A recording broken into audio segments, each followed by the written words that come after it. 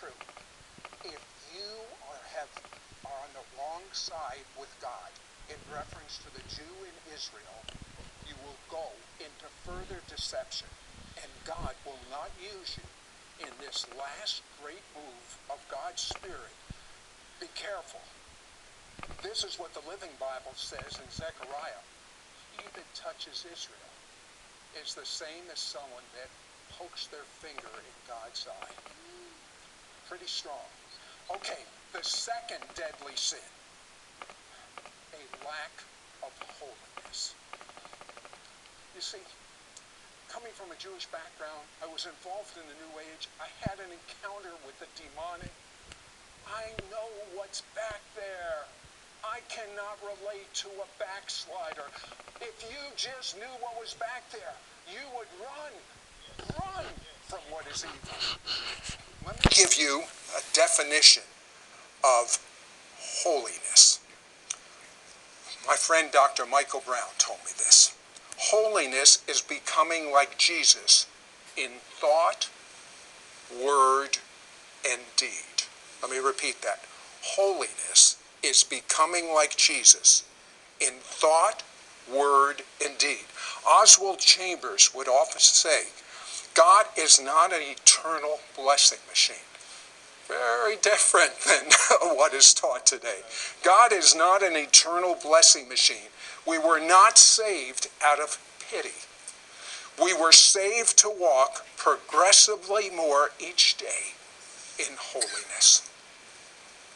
There used to be a bumper sticker. You're familiar with it. What would Jesus do? Would Jesus sacrifice children in the womb to the God of pleasure? No. Would Jesus change the definition of marriage to include men marrying men? No.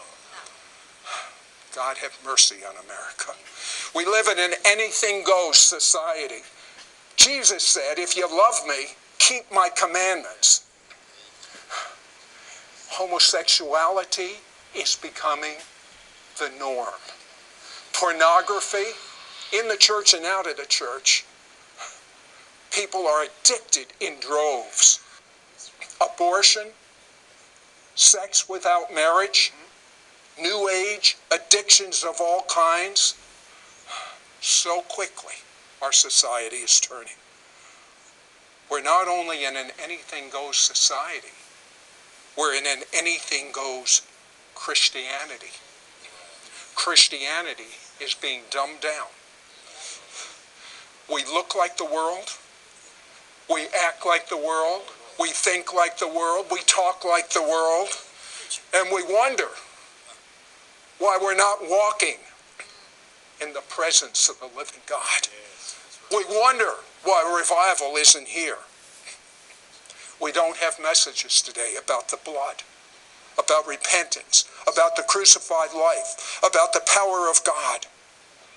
Sadly, there's little difference between the world and Christianity.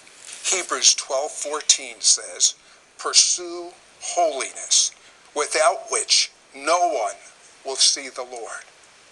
Anyone interested in seeing the Lord? Oh, yes. Pursue holiness, without which no one will see the Lord. What ever happened to the fear of God?